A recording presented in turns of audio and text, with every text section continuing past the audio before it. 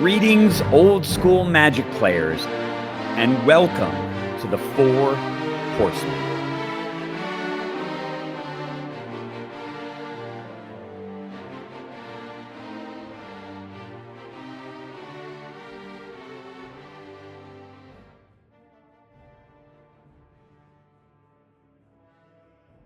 Greetings, everyone, and welcome back to another tournament final for your favorite old school format, the Four Horsemen.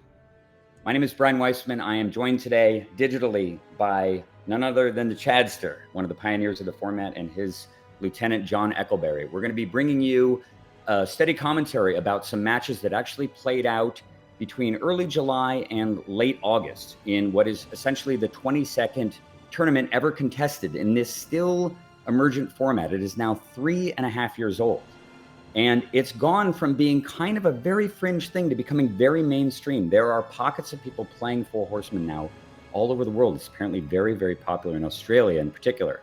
But today's final is not contested overseas. It was actually contested live at a sort of neutral ground meeting area, somewhere between the border of, I believe, Alabama and Tennessee, where Chad and Tim Kincaid contested the finals. And what was really interesting and unusual about the 22nd Summer League tournament was that, unlike every other format, which had basically just been a standard kind of round robin system where people played in pods and then the tournament would cut to a final top 8, this tournament was different. It was contested in a totally unique way that really kind of fit both the casual ethos of the format as well as the fact that it's really hard for people to get together to play lots of coordinated games in a pod during the summertime, because last year when this tournament was run, people really had a hard time lining up and it took forever to resolve the matches. So Chad had an idea, and you'd have to correct me. Was it your idea, or was it a mutual effort about how to? Well, actually, so John Ekleberry and I talked about this a lot, and we talked about the fact that last summer we only had 12 people play in our summer league. And John actually put the summer league together last year with this idea of this point system. But what we didn't get right at that time was the schedule. And the schedule is what is so important about summer league, because everyone's on holiday, right, Brian and John? Like, Europe's on holiday. Those guys never work. They're working, 4 months out of the year. But, everyone's on holiday, and summer vacay is a big thing in the U.S. So what we did this summer league that was different from last summer league is this extended 8-week schedule and the flexibility to play as many or as few matches as you wanted over that time frame. Exactly. My question, though, honestly, I was going to describe the format, if you'd still like me to, but I'm just curious who came up with it. It sounds like it was John's suggestion. It was John's idea. Summer League was John's idea. John, I just wanted to clear that up. About Summer League? Well, last year I ran Summer League more or less the same from the end of school getting out until Labor Day, basically. And then people could just play however much they wanted. But it wasn't like an official tournament. I think the difference was that this time you just ran it like you ran a regular tournament. You called it Tournament 22, and you did it. Whereas last summer, most people just went their own ways. You played a few games, but mostly it was just people playing pickup matches with decks if they wanted to test decks or whatever. Right. This was actually like structured as a tournament. Yes. We had more. So the nutshell there, Brian, is we had more structure. We had a clear points system. We had a more flexible and extended schedule over 8 weeks, and we had more matches played in this tournament than any Four Horsemen tournament in all of the prior 21 tournaments. Oh, yeah. I mean, it speaks for itself. You said, I believe there were 32 entrants this time versus only a handful in the low teens. Yeah, we had 23 Summer League players, and we had 318 matches played. 23 it's 23. Okay, so my recollection was wrong. You told me 30 when we were chatting before. Well, we had 30 people sign up. So we had a lot more people sign up for Summer League than normal. We usually had, or maybe it's about average, you know, like we usually have somewhere between 25 to 35 players in every tournament. We had 34 players sign up, but only 23 players played matches. And that was actually a big problem last summer. A lot of people signed up and then no matches were played and there was a lot of drops. So that's why John and I decided to do this flexibility schedule. Yeah, well, I agree with you. It definitely seems like it was a good compromise in terms of still running a tournament, but giving people the opportunity to play on their own terms. And right. If ever there was a sort of play on your own terms, I mean, fundamentally, Four Horsemen is a play on your own terms format. It's basically saying whatever you believe about old school isn't right, because none of those cards actually exist in this format, none of the really truly iconic ones. So when you play on your own terms, you can pick cards that normally sit deep in the binder and on the bench. And apparently something like 80% of all the cards in this whole format have found their way into decks in the last 3.5 years, which is amazing. But people haven't. Yeah, of course. But there's some unbelievably shit cards. Yeah, even kobolds found their way into a deck. Even kobolds in ornithopters. So if you're not familiar with Four Horsemen, assuming you're learning about this format for the first time, it asks the question, what would old school format be like if you removed the entire alpha set and every single iconic card and tool contained in that? And you're left with Arabian Nights, Antiquities, Legends, and the Dark for your old school pool. What do the decks look like? What's strong and what's weak? And people have been working hard on this format for 3.5 years alongside a very steadily evolving restricted and banned list. It's very, very different from when I first started playing the format. I think I might have played in tournament number 2 or tournament number 3, and I didn't do well. And then I rebuilt my deck, and did I have a bad debutante tournament? No, I think I only played one time. Yeah, you played in tournament 4, and you made it to the semis and got knocked out in the semis. Yeah, so I've only actually played in one tournament in this format. I played 7-point old school singleton a couple of times and won the second time I played it and kind of went, okay, I'll see where this looks like in a couple of years.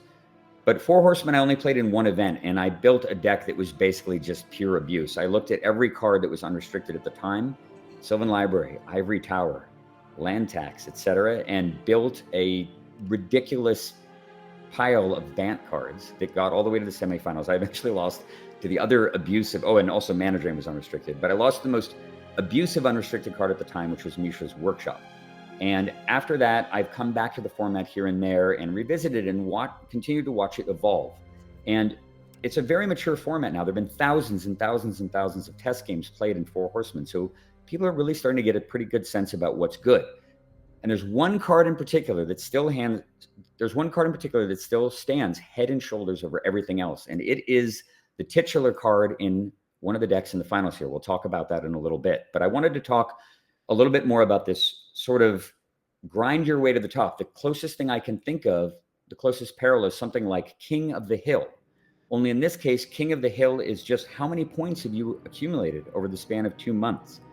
And so it turns out the King of the Hill got 90 points. He played something like 36 matches and managed to win 27 of them. That guy, of course, is Jack Clegg, who's a very, very experienced player in this format. In fact, I commented on his match last time, and he's sort of a mad scientist. So another cool way that this tournament was contested is that you were allowed to change decks between matches. How cool is that? You could try out a bunch of different strategies and just play 5 or 6 games with a deck that might be experimental, find out it's not good, and that's cool. You still got 6 points just for playing matches, even if you lost.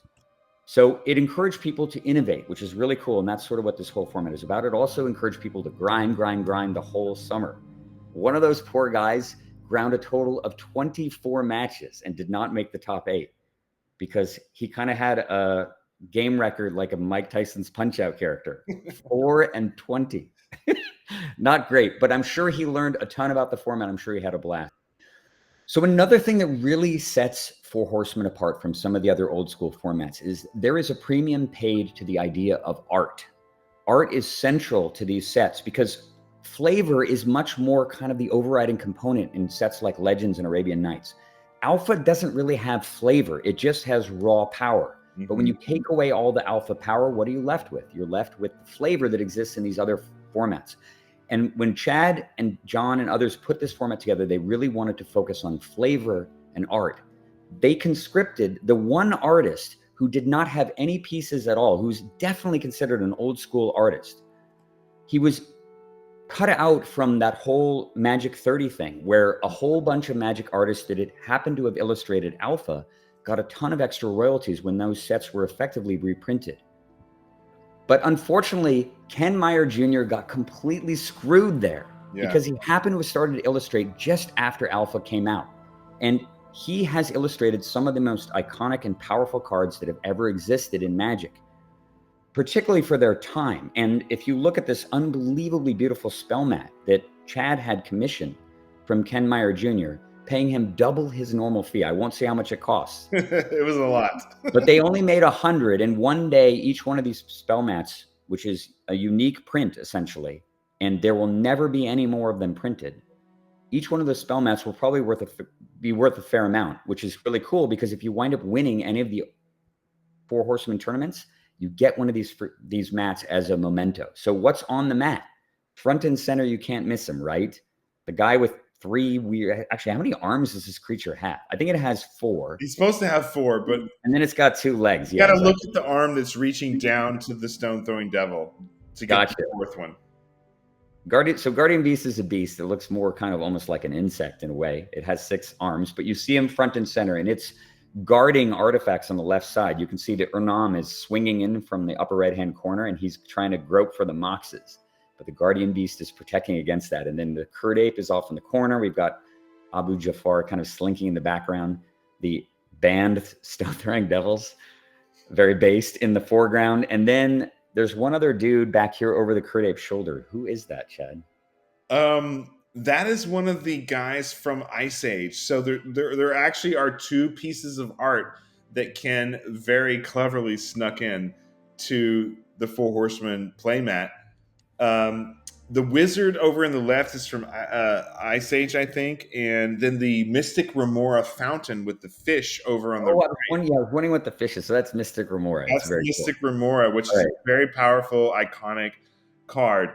And the stone throwing devil, if you just glance and look away, you don't notice he has Mox Sapphire in his right hand. Oh, you're right. He does have the Mox Sapphire in his right hand. And yes, so you can get it in an angle. It's pointed down that way. Yeah, and Abu Jafar's back there in the background under the tree. And are you allowed to illustrate another artist's cards if you didn't illustrate it? Yes, there's a lot of flexibility there. I mean, Ken Meyer Jr. does a lot of custom altars. He's very active in a lot of the conferences and Magic events, and he'll do a lot of Chaos Orb and different other artworks. But what is amazing about this particular piece of art is it really captures the flavor and the kind of just like reminiscence of that sidewalk Magic, schoolyard 1993-94 feeling. I could not agree more. And what's cool too is that Ken Meyer Jr.'s contributions aren't the only art component of the Four Horsemen community. John Ekleberry is a big patron of artwork as well, and he has in fact produced a whole host of really unique, cool altars of cards from that era, including there's a rook with his face on it. That's pretty awesome. Also Tetrabyte tokens and a whole gamut there. I guess they're mostly black cards, which is interesting. But getting back to the play mat and certainly talking about the cards in front of us, if you play in Four Horsemen, you are part of a really cool and unique old school community online that is extremely inclusive, very egalitarian in a way that old school isn't, because you can play with proxies. Yes. Because you don't need a mock set and so on to be competitive. And also integrated into the tournaments themselves. If you play in one of these tournaments and you do well, you get cards in the mail. Yeah. Manufactured by John. And if you happen to win one of the events, guess what you win? A almost one-of-a-kind print spell mat illustrated by Ken Meyer Jr. So look into it. If you're tired of the regular old school formats, honestly, speaking from experience, nobody is innovating in old school anymore. It's honestly not even possible. because the format was solved back in 1994. And you can change the restricted list a little bit. You can change the rules, but fundamentally the format is still solved. The deck is still king, and it always will be, because there's just no way around what it does. Brian, did the deck exist in 1994 though? You need to read up on your history, my friend. Yeah, definitely. It evolved through, and if you want to put a link into this, I did a long video on a channel called Gavryn, Gavryn. Gavryn and I did a very long interview where I covered basically all of the early evolution of Magic as a segue into the Path of Exile stuff, because they're very related.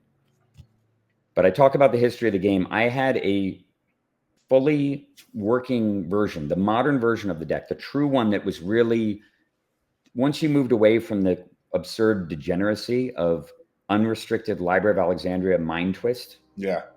Those two cards were unrestricted when the deck first debuted. That's why it actually got called the deck. Because are you going to beat a deck that's got 4 mana vaults, 4 libraries, and 4 mind twists? It doesn't even matter what the rest of your strategy is. You just die.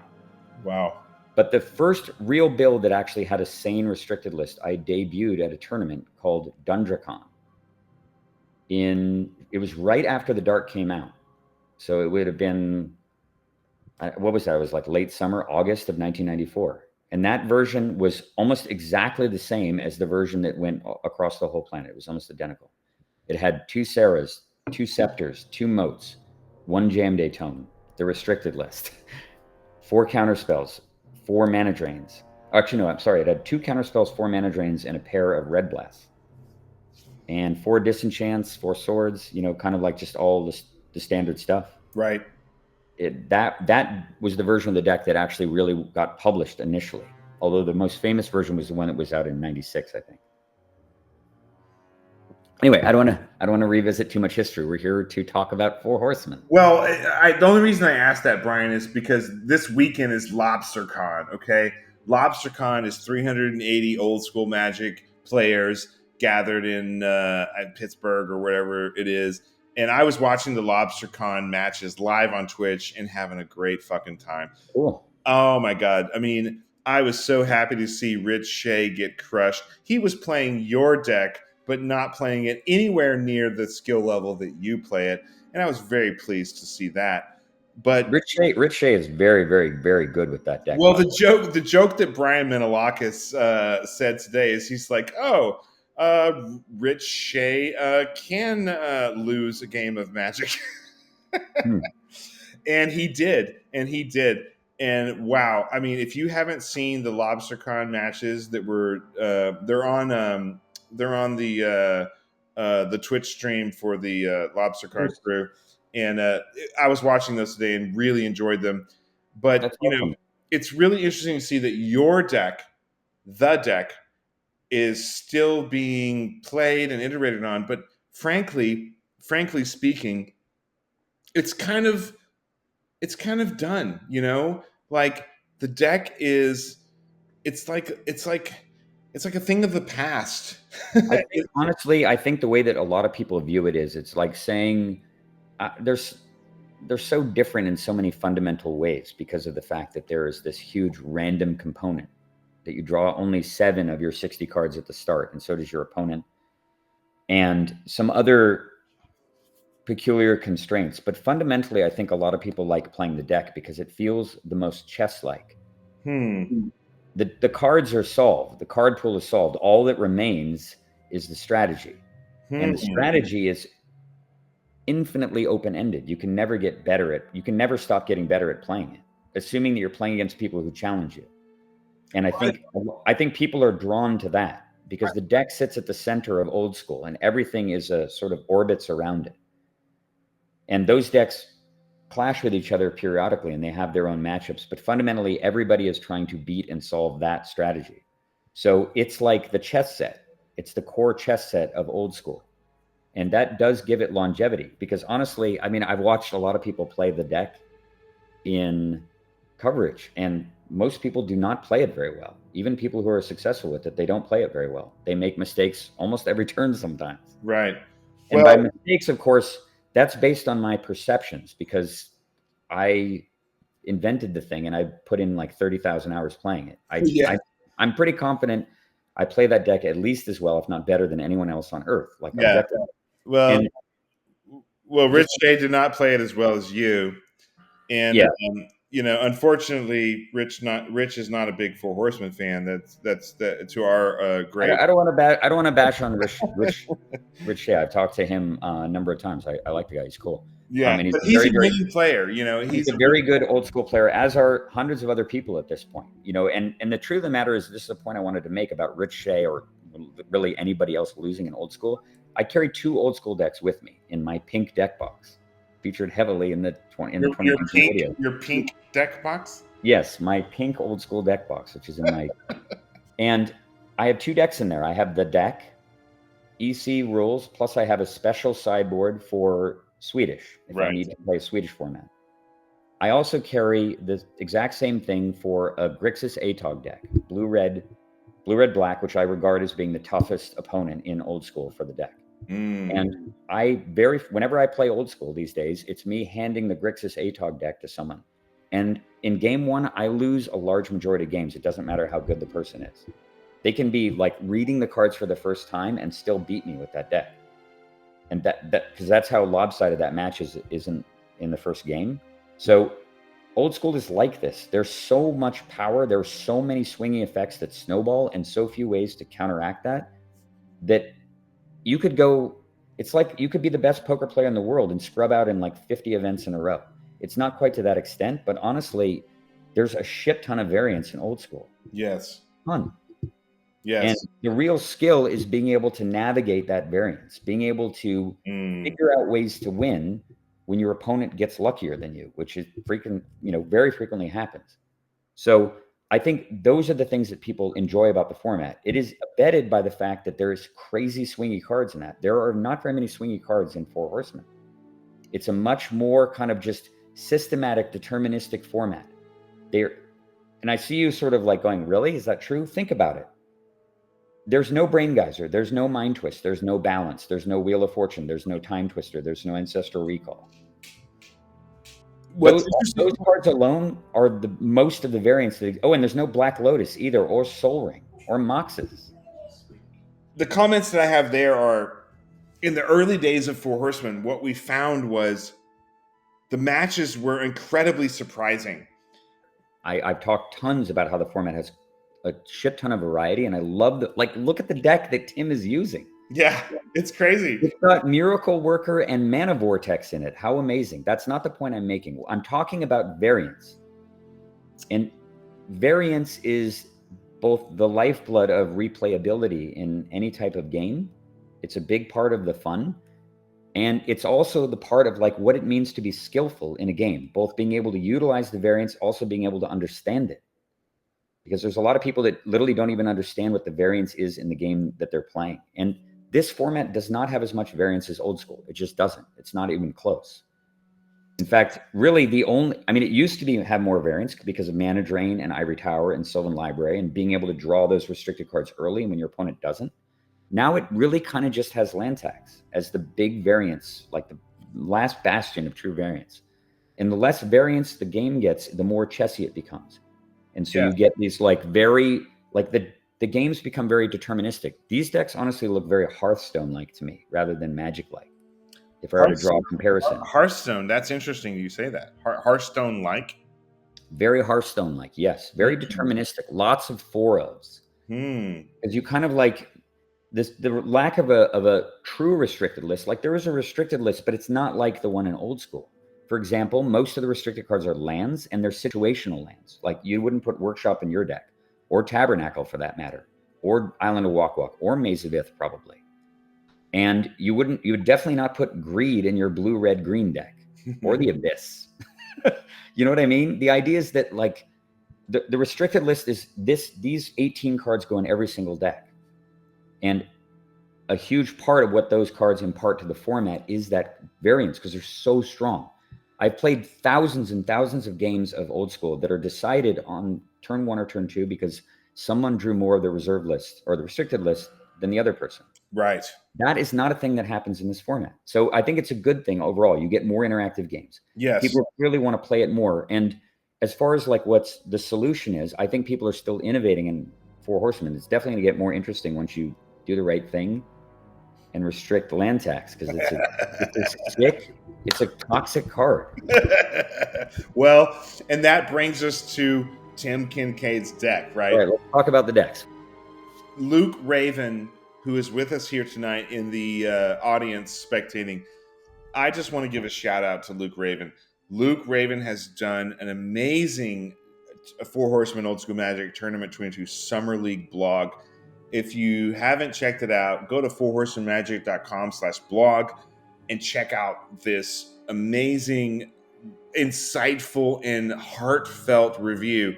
Luke poured his heart out with a lot of data along with Jim Rice, and he really talked about the dynamics of the Summer League, the enjoyment of the Summer League, 300 plus games played, and shout out to Luke Raven for this fantastic blog. I look forward to reading it, actually. Thank you for putting that together, Luke. And I hope a lot of other people read it too. Yeah, I did see some of the data. The data is really interesting. And it's sort of, in a way, it's what you'd expect, right? It's a who's who of the best cards in the format. The cards that you see coming up every time because they are just objectively the best cards. In a format that is starving for things like accelerators, it's not a surprise that the most efficient removal spell in the format, followed by the most efficient mana producer that's universally useful, are 1 and 2. Right. With Dream Lightning and Fellerstone, and then after that, it goes from there. A lot of the restricted list too, right? Until those cards got restricted. So after a million matches and almost 2 months of grinding, there were 8 people to comprise the top 8. Jack Clegg was the clear front runner at that point because he had not only played the most matches, but he had managed to win among the person who had. He essentially had the most points. He won 75% of the matches that he played, and he played a ton of matches. So he wound up as the clear number 1. After that was Rasmus Pinstrup. And I'm just reading off of the screen, and you could have it in front of me. Coming in third was Chad, who played a ton of matches and actually had a decent win ratio, 60%. I guess, yeah, 62%. And that actually puts Chad as number 3 overall, at least in the preliminary list. Chad was third in terms of matches won, so his deck was very successful, although he did tell me that he played with 4 different decks as he went through the whole summer. After him was Chris Barnes, who won exactly 50% of his matches, then Tim Kincaid. And you might, at first glance, you might look at Tim and go, well, I mean, come on, he only played 19 matches. And he doesn't even have that many points. He only has 51, and yet he is by far the winningest player. He won 84% of his matches, which is a crazy win ratio. And honestly, I don't know if he played the land tax deck the whole time, but I suspect he might have, which reflects really how strong and abusive the strategy is. Although he kicked it up a notch for this event, which is really cool. After him is Jim Rice, who kind of backed his way in a little bit. He lost the majority of his matches, but he played so many games that he wound up accumulating enough points to get into the top 8. Luke Raven, also in a similar position. They have about the same win ratio. And then the poor guy, the also ran in 9th place. We have Giacomo Fiore, who, honestly, bless his heart, played 24 matches and only managed to win 4 of them, which I think a lot of people would find very demoralizing. He was undeterred, and he soldiered on, I imagine, learning a lot about the format in the process. So with that said, I would like to do a deck tech of the top 2 performing decks in this event based on where they wound up in the top 8. Originally in the top 8, Jack Clegg prevailed over Travis. Tim prevailed over Chris Barnes. Rasmus beat Luke. And Chadster beat Jim Rice. Schmucked.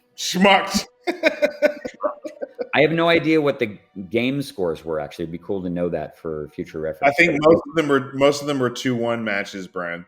All right, so a lot of it is, it's a grindy format. It's deterministic. There's not a lot of swinginess. In the semifinals, Tim continued his win streak by defeating Jack.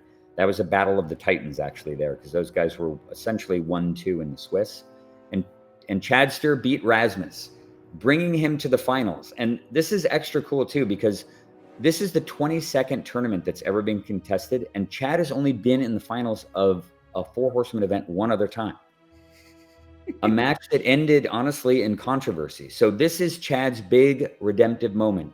to beat the boogeyman of the format with his 83.5 win percentage deck, Lintax Unrestricted. What does that mean? Let's get to the deck text. That's right, and I just want to give a shout out to Tim and to Travis. So over the holiday weekend, my parents live in northern Alabama on the Tennessee River border, and Tim Kincaid and I were settling down on a Thursday or Friday afternoon, and we had agreed to play our match, and we were literally on Whereby, and I'm like, hey, I'm gonna be 3 hours from you on Monday, and Tim's like, we have to do this in person. and we sure enough, we put it together, and this shot here is Tim's wife Heather, me, and also Travis Smith. Travis drove over 3.5 hours. Tim and Heather drove over 2.5 hours from outside of Nashville, and we met in a very small town of Pulaski, Tennessee, and we played our match in person, and it was an absolute joy. Shout out to Tim and Travis. Let's get to the deck, shall we? I'm joined by Chad, who was featured in the finals, as well as John Ekleberry, and I'm going to be covering the contents of these decks. We're going to start with Tim Kincaid's Lintax Unrestricted deck. What I think I'm going to do is I'm going to just go over the deck list relatively quickly. You can clearly see what's going on, and I'm going to pay extra attention to unique innovations in this style. Lintax decks have been in Four Horsemen since the very beginning, pretty much, and people have been iterating on the card and on the strategy that goes well with it. It seems like everybody eventually landed on the central idea that Lintax works best in a Boros shell, that it's best as a red-white deck. And a lot of the successful Lintax decks have been red-white, but this one is not red-white, it's Jeskai.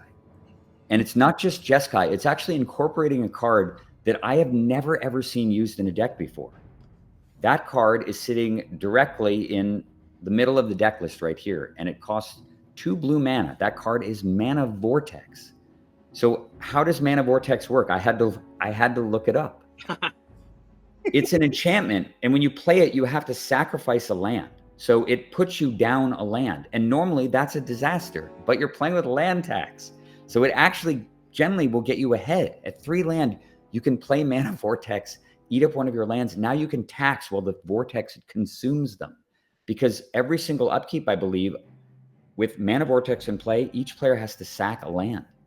But you've got land tax in play, and generally they don't. So Mana Vortex is this really interesting, it's this really interesting Armageddon effect. And I believe the card will stay in play until there's no lands left at all, which is an interesting sort of tension. It's very kind of standstill-like, because you don't want to play anything. You don't want to play your land just to throw it away to the Mana Vortex. So you let it eat all your land. Meanwhile, the guy with land tax and tons of lands in his hand can kind of screw around and even deploy some permanents and start plinking on you and stuff. And you're like, shit, I got to play more lands that are going to get destroyed by the Mana Vortex in order to keep up. It's a really diabolical strategy, and it's not a surprise that it works so well. So the core of the deck, it has a lot of mana producers. I counted a total of 27, including 3 Fellwar Stones and 4 copies of land tax. And most of the cards, like most land tax decks, are very, very cheap. It runs the 4 Chain Lightnings. It has 3 copies of Spirit Link. And John, please talk to me about Spirit Link just in general. I think Spirit Link is kind of one of the, I wouldn't call it a sleeper of the format, but really one of the heroes of this format in a way you never see in Old School. Yeah, with no Swords to Plowshares, it is the replacement card. And it becomes a card that's been just seen all over the place. I do think really early on, people were a little hesitant to play white in general. I mean, it does have good cards. Obviously it's got the land tax, but there wasn't a lot of the other good white cards aren't in the pool. So people kind of shied away from it a little bit, but it has become a dominant card, which is earlier tonight you said, what is going on with this Miracle Worker? Does he just like the art? Why is it in the deck? Well, it's there because it destroys Spirit Link. Spirit Link is so pervasive. And if you get into a battle with another land tax deck and you're just trying to eke out a couple of 1/1s to plink in with and not play a bunch of mana, those guys end up getting Spirit Linked. And if there's a Miracle Worker out, he can just blow up all those Spirit Links and you can go go about your business. So it's a funny card. I know it's a funny card to see. And of course, it's out of the dark, just like Mana Vortex. So you are seeing cards like this rise to the top. You know, there's not a lot of good other 1-drops anyway. There's the Wolf, and he is playing that.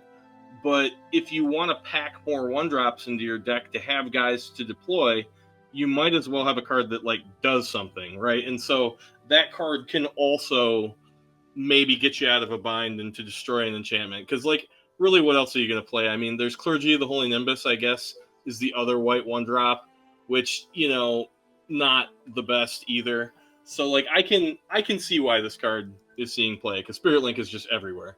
Yeah, totally. I mean, the deck is designed, this deck is very prison-like. And so having an abundance of 1-drops that force your opponent's hand, particularly with Ivory Tower as a restricted card, this deck might not have worked the same way if Ivory Tower were actually not restricted, because you can play the sort of turtling game forever, and the little 1/1s can never kill you because you're gaining 6 a turn or whatever. So the fact that Tower is out of the format has made these little plinking 1/1s really, really effective in a way that has never existed before. I do remember the last deck ran Tundra Wolves, but we speculated that was because mostly of the way that it combines with Bloodlust to allow you to take down a large creature like an Urnam or a Juzam Jin. So the fact that this extra 1/1 creature got into the deck, I was really thinking, like, what on earth is this card in the deck for? Particularly when you consider the constraint. I think the other thing that didn't come up in your description, which I thought was very thorough and excellent, is the fact that the best creature in this format is the same creature that's probably the best creature in old school format too, the Serendipity. And even it would be even more ridiculous if Moat were an unrestricted or unbanned card, as it was earlier on in the format, because it flies over everything and it has ridiculous stats. The only thing that can really kill it easily is Pyrotechnics, I guess, because there's no Psyblast and no swords. But Serendip looms large over this format. It is the best creature. There's sort of no reason not to run it. And, of course, it combines very well with your own Spirit Links. But, of course, it's a disaster when the card gets Spirit Linked from somebody else. So the fact that Miracle Worker removes that problem completely.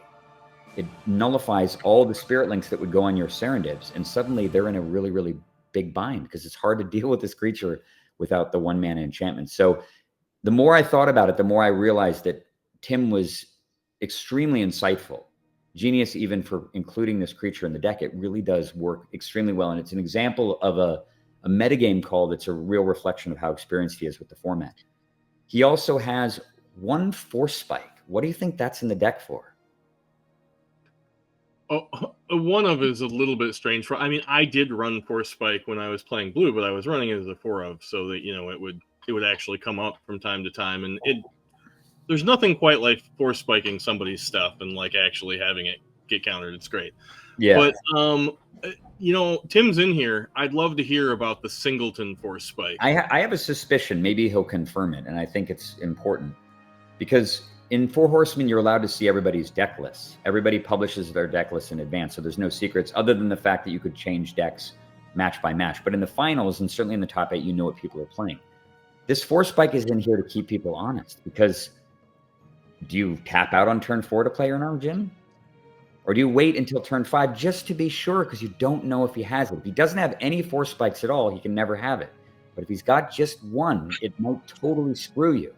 It's also pretty good in a deck that is trying to have people not play a bunch of lands, right? So, I mean, it becomes certainly more powerful, because in a normal match, when you're both just playing a land every turn, Force Spike gets bad quickly. Yeah, but, that's true. That's an excellent point. It stays good here with things like Mana Vortex and you know, other effects trying to, if your opponent's trying to make you not tax, they might hold back some lands or whatever, but then they're in a position where your Force Spike's good. So yeah, and he's got 2 copies of Winds That Change. Is sort of naturally pairs very well with land tax in general, and in a pinch it can just help you when you're mana flooded or you got a bunch of Bloodlusts and stuff just hanging around, and you can draw some real business. 1 copy of Ivory Tower, an obligatory restricted card if you're playing any type of defensive strategy, same as Maze of Ith. 2 copies of Land's Edge, which I believe is probably the right number. And he's got 2 copies of Bloodlust instead of the 4 that he had last time. I think just keeping it around again for that same reason. It's like one of the things that's so cool about Magic in general, the fact that there's so much hidden information, and particularly if your opponent has done their homework, is that you can have lots of cards in your hand without actually having them. Your opponent has to account for a range all the time if you have 1 or 2 copies of it.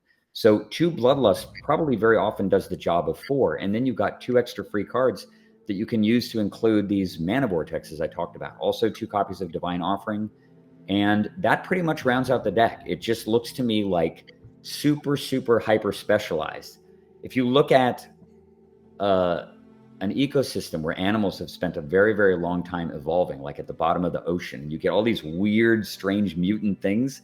This to me is like the big deep sea gulper of 4 Horsemen.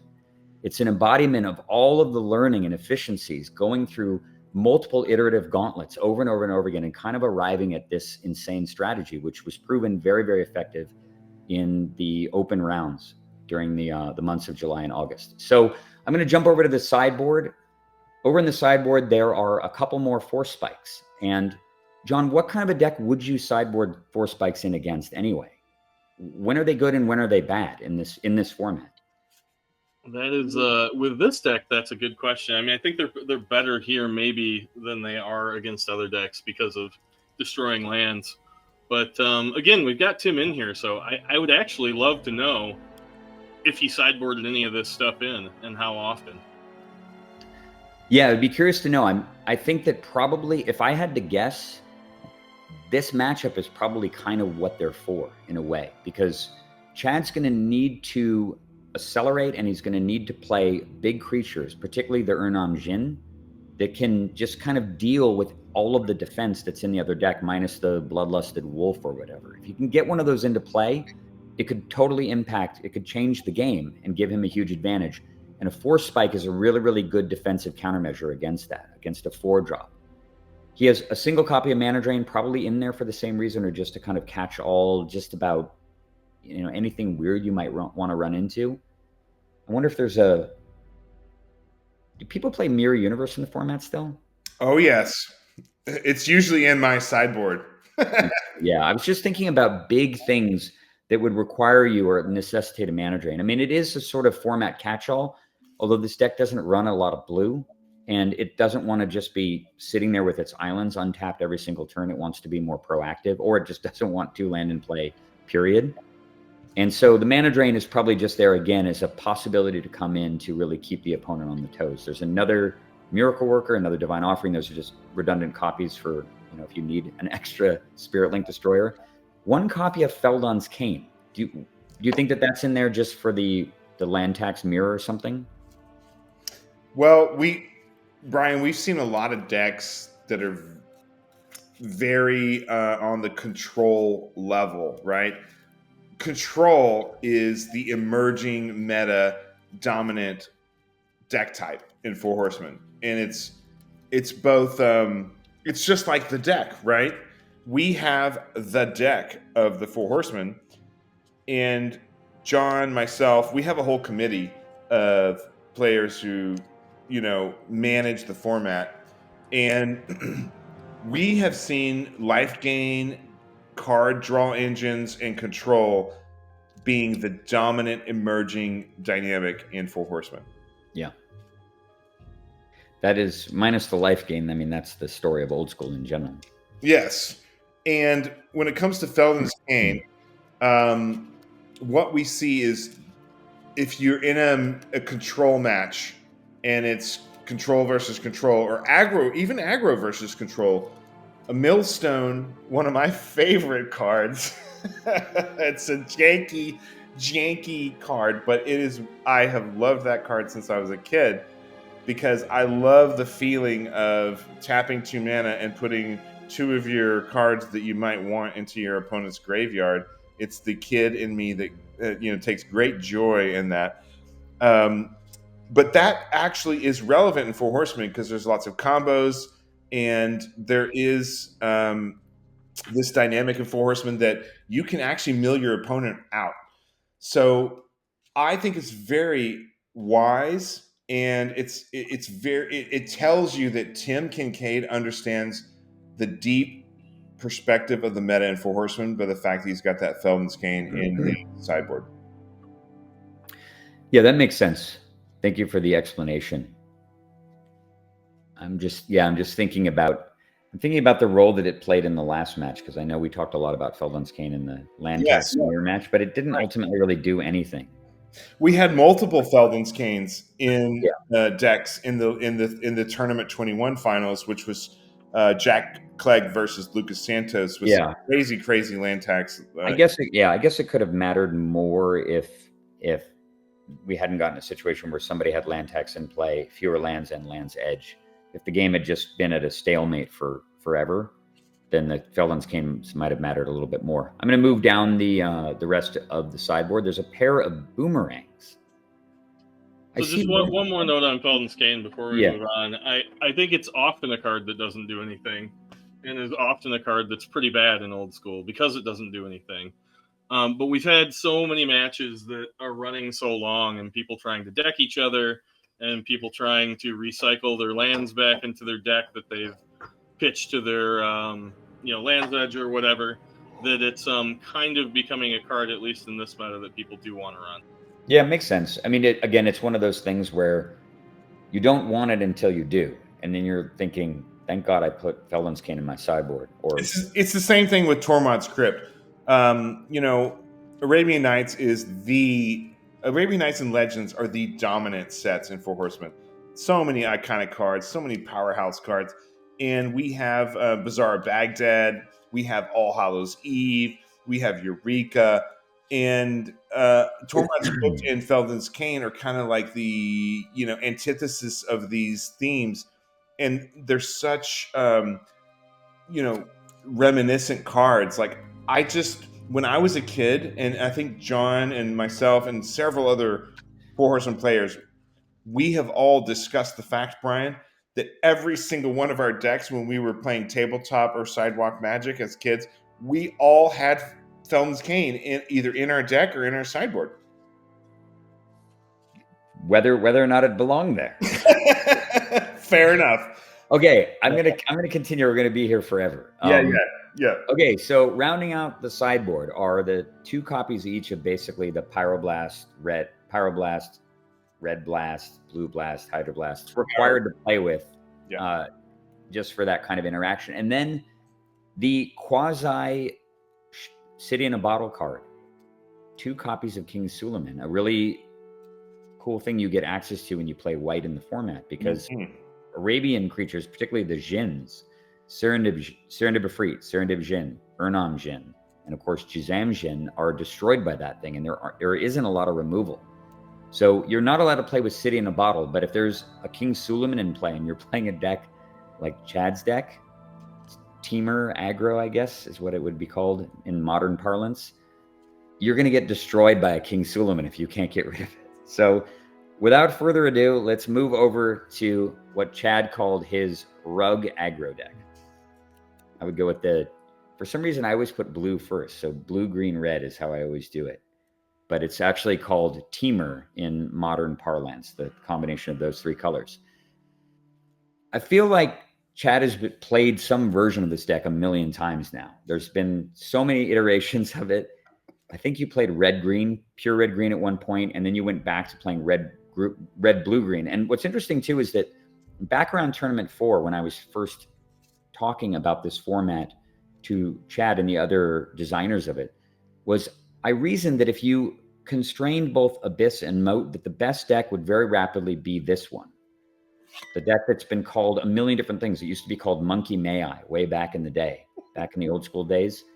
Also, I think it was called Liquid Aggro was another label that it earned. But basically, the idea is very simple. You just play all of the super efficient, amazing creatures from Arabian Nights, and you back that up with some bounce, disruption, removal, countering, etc. It's a tempo-based deck. It's extremely linear and effective and powerful. And I'm going to go through the card list here. And what I find really interesting, again, is that this feels like a kind of deep-sea gulper version of this archetype, because it doesn't have a lot of the cards that were showing up early on in this archetype. For most, the card Pyrotechnics, which I saw in a million Four Horsemen lists over the last couple of years, and now it seems to have kind of disappeared. It's definitely not in Tim's deck, because Tim's deck is not intending to get to 5 mana, but Chad's deck seems like he'd probably want to run pyrotechnics, at least a couple copies, so that he can kill Serendibs, for example. And on top of that, there's another card that I have considered almost automatic in the format for really any aggro strategy. It's the card Elves of Deep Shadow, which is basically the equivalent of Moxes or Birds of Paradise, at least in this format. And yet there are no Elves of Deep Shadow in the main deck either, and no Felwar Stones. How peculiar. So let's look at Chad's deck. I see immediately 4 copies of Boomerang. Chad, you are in love with this card. I think you have like an abusive relationship with Boomerang or something. I do. And John will back me up on this. Boomerang is the power card of Four Horsemen. Is that true? It is. Boomerang is an instant. It's only 2 mana. And in Four Horsemen, we don't have swords, we don't have Mind Twist, we don't have Moxes, we don't have Brain Geyser, we don't have any of the Power 9. And what we have in Four Horsemen is the core of what makes Magic fun, and that is combat.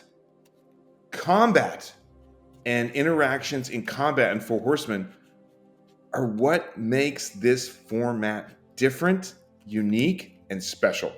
Yeah, it makes sense. It makes sense. I mean, you don't have Wrath of God, you don't have Sword Splashers, you don't have Balance. Yes. Creatures kind of are sticky in this format, so you definitely do need combo. I mean, are there any giant growth effects?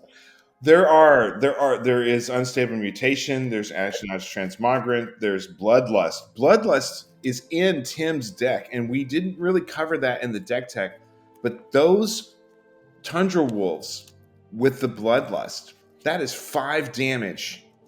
And in Four Horsemen, 5 damage is very significant. And it's offense and defense, and it plays into the Land's Edge strategy. Combined with Spirit Link. Imagine if you have a Spirit Linked creature that let's say you Spirit Link your Serendib Efreet, and you Bloodlust that motherfucker on an attack, and you're hitting in for 7 damage and gaining 7 life. Yeah. That is some baller shit, right? Well, when it comes to my deck, the Boomerangs and the Avoid Fates are the core. The Boomerangs, the Avoid Fates, and the Falling Stars are the actual core of this deck. Very good to know. I mean, it shows my lack of experience with the format. To hear you talk about this card, which honestly, if you saw somebody playing with Boomerang in their deck for probably the first 6, 7, 8 years of Magic, if they weren't playing Turbo Stasis, you would laugh at them. You would. The card would just be like, everybody knows that it's a noob trap. You get a little bit of tempo, but now you're down a card in a format where every single card is so precious. But the examples that you gave me and the overall lack of good instant interaction that you're missing because you don't have Swords, Psyblast, Counterspell. You don't have Terror and Disenchant. You don't have any of those tools that are just so commonplace in Old School that you take them for granted. That's right. No Lightning Bolt either. And Bolt, yeah. And in Four Horsemen, Fisher is a powerhouse card. Yeah, I know that I've seen it used to, I think it was in the last finals. It was. A couple copies of them, I think. But Boomerang is like the junior Fisher, right? But it is multifaceted. It is like the Swiss Army knife of, oh, you think you're going to do X, Y, and Z? Well, I'm just going to Boomerang that, and then I'm going to come over the top, and you're going to be blindsided. Examples are Maze of Ith, right? Maze of Ith is one of the power cards in Four Horsemen. And sometimes we have discussed amongst the Four Horsemen committee if that card should be banned. It is so broken. It really messes up and just messes up combat. It's just make combat tricks so much worse. Yes, it can untap and remove a creature from getting combat damage, dealing and receiving damage. That card is so powerful, and it's an amazing dark card, and we all love the dark. Like everyone in Four Horsemen that plays this format actually loves the dark. So that begs the question, just to interrupt you, why are you not playing with Maze of Ith in your deck? Why did you choose Diamond Valley over Maze of Ith? That's a very good question, Brian. This deck is an aggro deck. It even says it in the deck name. I debated furiously whether to include Maze of Ith. There are some painstaking decisions in this deck. Nobody here knows how much. It's been 3.5 years and 22 tournaments, and I've never won my own format. And this deck was designed to try to win against the meta as it is today in Four Horsemen. And for that reason, I forwent Maze and I doubled down on Diamond Valley instead. Interesting. Well, we'll have to see how that sort of affects the overall matchup. Certainly, I think in this matchup, you'd probably would want, I mean, it would depend on how things wind up. But the fact that Maze of Ith is sort of anti-Bloodlust, for example, that your opponent can't jack you with Bloodlust at all if you've got it in play, but you gain 15 extra life from Urnoms, it's a lot harder for your opponent to kill you with Land's Edge. So we'll sort of just see how it goes. I'm going to keep moving in the deck list and move down below the boomerangs. We see 4 copies of Remove Soul, finally in a deck. I haven't seen Remove Soul in many lists. It's just sort of, it's one of those cards that just doesn't feel quite good enough to run. Oh, it's so good, Brian. It's so good. It's so good for one reason: Triskelion.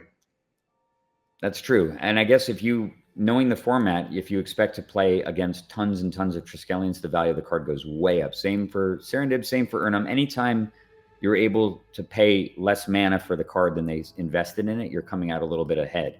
Although it's got to feel really, really bad to remove Soul like a Miracle Worker or something, because you've got 2 Spirit Links sitting on his Serendibs or something like that, and you're like, remove Soul to 1/1. Yeah, it's cool to see it in a deck, and there's such a dearth of quality counterspells that you don't really have any other choices if you want that kind of interaction. It's 4 spikes. It's either 4 spikes, mana drains, remove souls, boomerangs, or avoid fates. And I doubled down on boomerangs, and I doubled down on remove souls. It's clearly, I mean, it's clearly funny enough. If you play against the Boros version of the land tax deck, and you counter one of their little guys, it sometimes does trip them up, and it's pretty funny because like it's the only thing that they have to, put pressure on you, and if you can just take away that one thing early from them, it makes all the difference. Totally.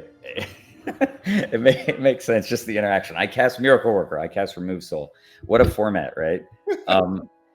Okay, looking at the rest of the deck, another one of the format's all-stars, Falling Star, makes another appearance. Another card that you would never, ever see played.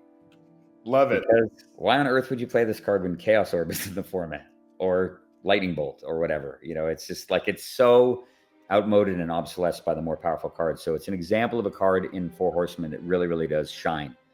And it's a dexterity card, which is also interesting, because how do you resolve a dexterity card over the internet? Good. The advantage is that these 2 guys are playing in the same building together, so they can flip the Falling Star onto each other's permanents, as Richard Garfield intended.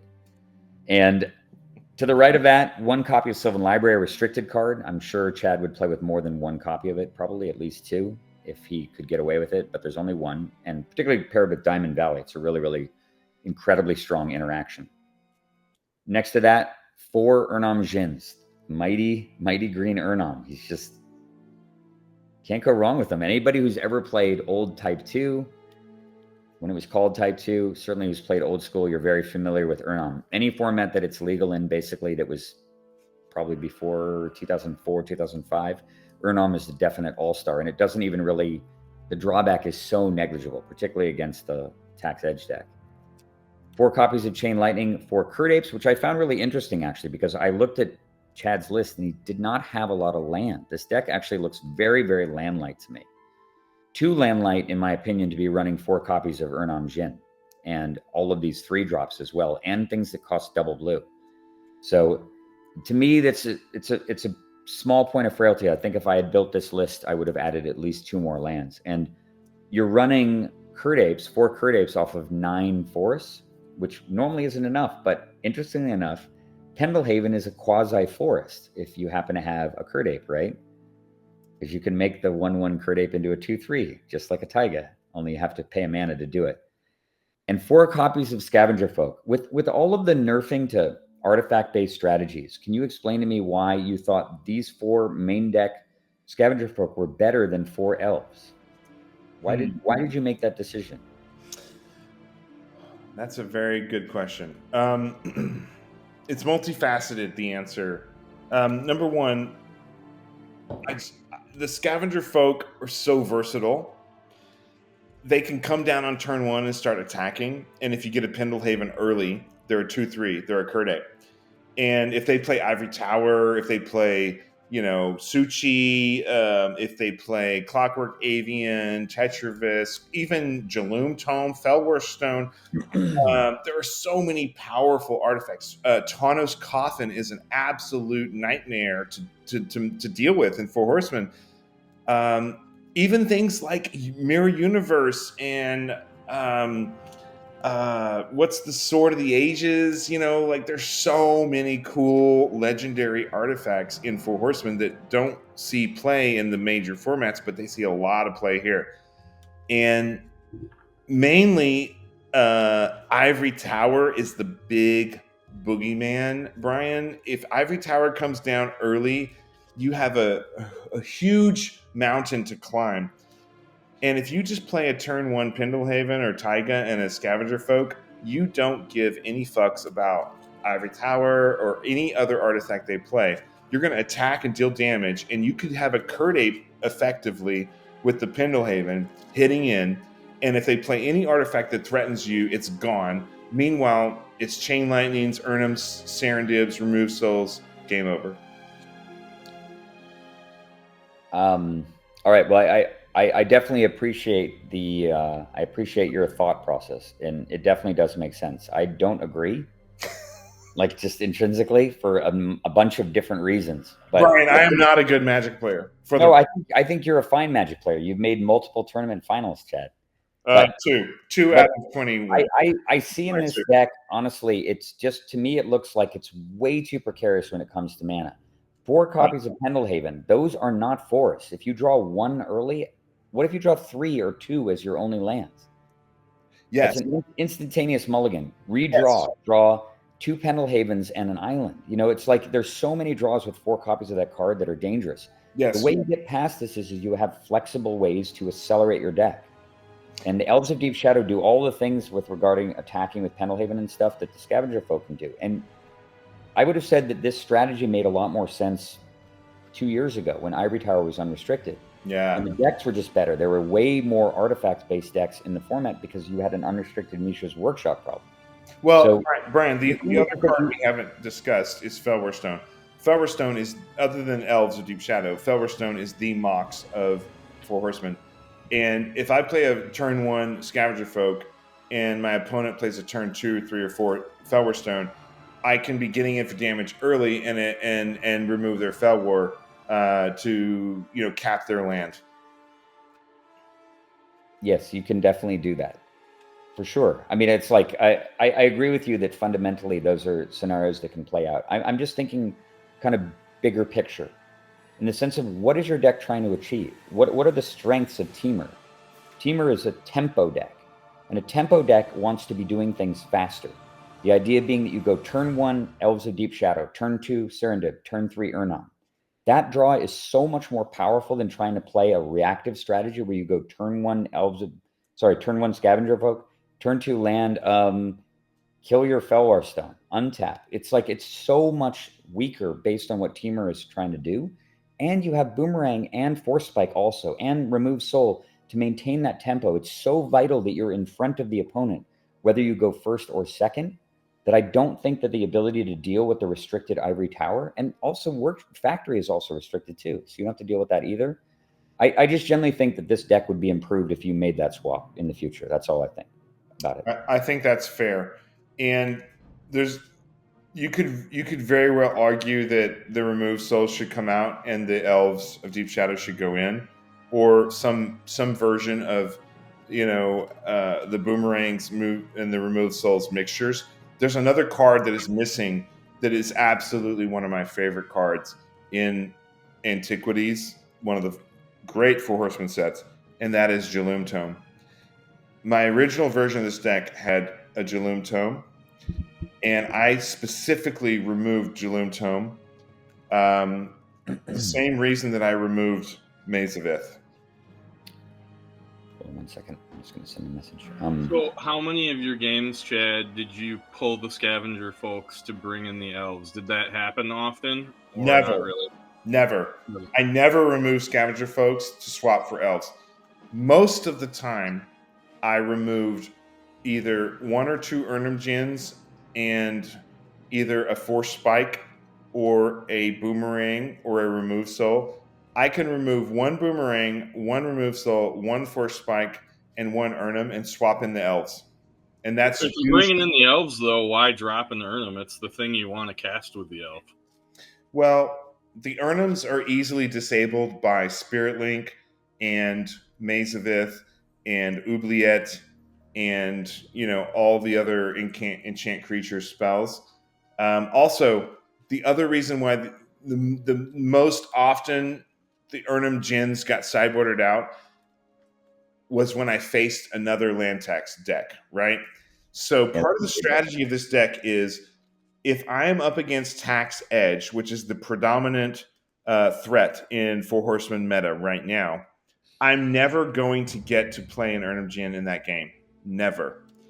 And so if I'm up against Tax Edge, my immediate sideboard is all the Urnums go out, the elves go in, and if I'm up against Tax Edge, I know they're also playing Spirit Links. So typically 1 or 2 of my Boomerangs or one of the Force Spikes or Remove Souls come out, and those 2 Avoid Fates go in. And that gets me what Brian was referencing earlier, which is the turn 1 elf, turn 2 land Serendib. So the answer to Tax Edge is that removal of Urnum Djinn from the deck, which that's my favorite card. That's why we have Ken Meyer Jr., who did our mat. But the Urnums come out, the elves go in, and in that scenario, it's very easy for me to conquer the Tax Edge opponent. It's also funny when they're playing things like Spirit Link and relying on that and kind of trying to hold it for a good creature, and all you do is churn out garbage that they don't want to put it on, right? Yeah, they don't want to put it on the Scavenger Folk. Yeah, sure. Yeah. So that's... They might put it on a Curd Ape, maybe. It depends on the stage of the game. Yeah, they definitely will Spirit Link the Curd Ape. And that's where the Boomerangs and the Avoid Fates come in. So this deck is optimized and catered specifically for the current Tournament 22 Four Horsemen meta.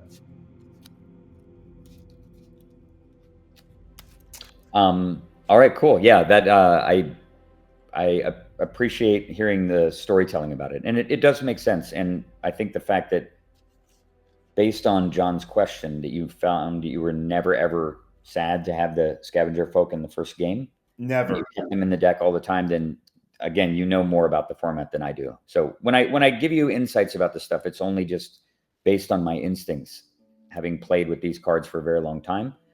But you guys both understand the format far better than I do, and you certainly are aware of the threat range as well. That's right. So I'm sure that was the justification, and just figuring out that you lose enough games to those artifact draws that it's more important to deal with them than it is to go faster.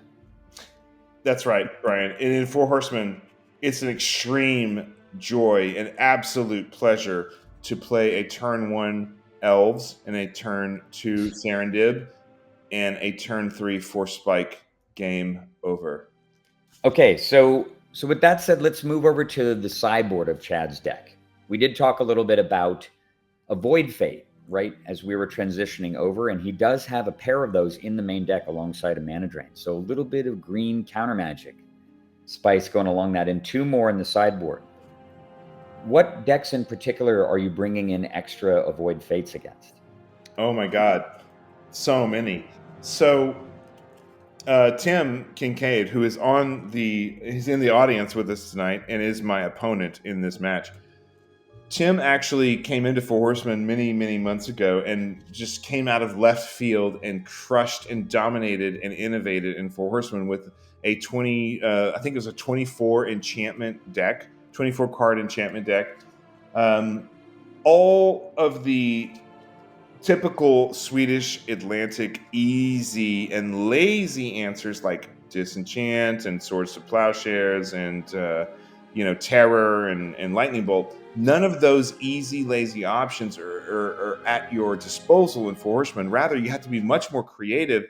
And enchant creature spells are the absolute powerhouse in Four Horsemen. And John and I have talked about this in so many of our videos. Enchantments are power in Four Horsemen. And enchant creatures, auras, as they're, in the new terminology, are the villain and the meta differentiator.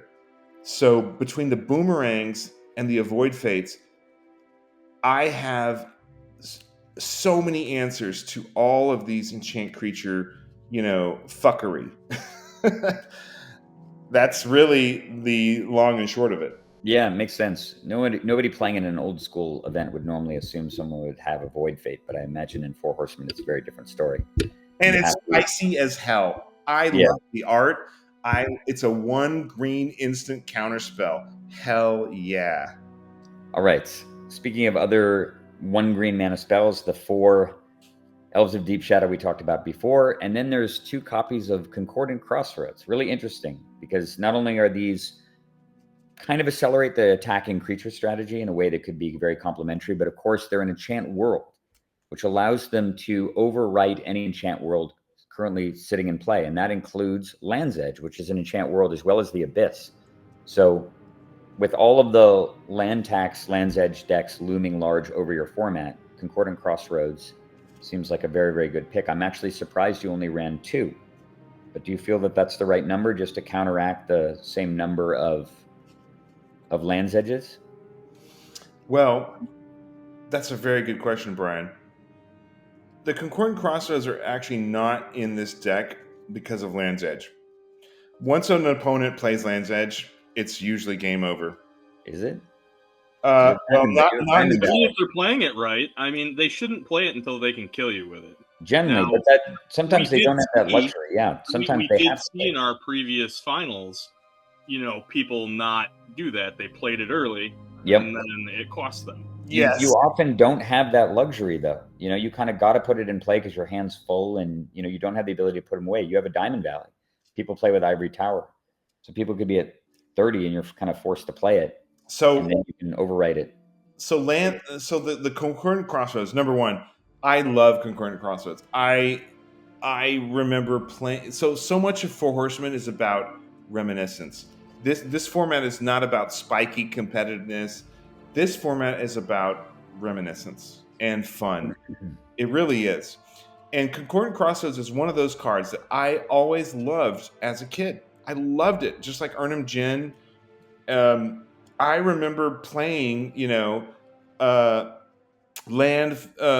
Elf, in early Felwar Stone and getting out an early Arnhem, and then playing Concordant and attacking with it and winning the game with a giant growth and a lightning bolt. But here, Concordant Crossroad is in this sideboard for 1 card. Well, okay, maybe 2 cards. It's in the sideboard for the Abyss, and it's in the sideboard for things like Arborea and things like Living Plane. And there are some really killer enchant worlds that can wreck and totally turn a game. And I have played for 3.5 years so many amazing Four Horsemen games, and I thought I had the match locked up, and then someone played an enchant world, and I just fucking lost. So Concordant Crossroad is there for that reason. It destroys those enchant worlds, but it also gives me the advantage of I can play a turn 1 Elf, a turn 2 Serendib, a turn 3 Arnhem, and a Concordant and attack. Yeah, I can imagine. I'm sure that you've got some PTSD around getting just wrecked by enchant worlds over the last couple of years. So it does make sense. Thank you for the story. So we've got, rounding out the sideboard, 4 copies of the bad Blue Blast of Four Horsemen. There it is right there, Flash Flood, killing red permanents. I guess that deals with Land's Edge too. If it does. On the turn that it comes down. But it's mainly Curd Apes. Yeah, it kills enemy Curd Apes. Probably a few other pesky red permanents in the form. Rook tokens. Yeah, Rooks are another good example. They still remain red. And then 3 copies of Artifact Blast for an extra layer so that you can counter the Triskelion before it comes into play rather than having it kill your 2 scavenger folk on the way out. You know, Yes, sir. They grab it as they go to the graveyard. All right. I was going to say, does anyone have any predictions? But Chad is in the finals, and John definitely knows what's going to happen. So I'm going to make a prediction. I'm not saying shit. All right, I'm going to make a prediction alone. Based on these 2 decks, Ooh, yes. Yes. Based on these 2 decks, I am going to conclude that Tim Kincaid wins 2-1. I think that Chad has the cards that can definitely win the matchup, but he has a problem with a deck that is not terribly fast, and it doesn't have enough land, in my opinion, to really deal with the Tax Edge deck in a consistent way. And he doesn't have the first game accelerators either. He does have Artifact Kill in the first game, but the Artifact Kill isn't really that effective against this strategy. And what he needs is the ability to develop the board without playing a lot of extra lands. And he can't do that because he doesn't have Felwars and he doesn't have Elves of Deep Shadow. I expect Tim Kincaid wins game 1. After that, they split the games 1-1, and that would make Tim Kincaid the winner of Tournament 22 of 4 Horsemen. So let's see what happens, shall we? Let's fire up these decks. Let's find out and go to the games. The tournament finals, the grand finals of Tournament 22, 4 Horsemen Summer League. Let's get to it.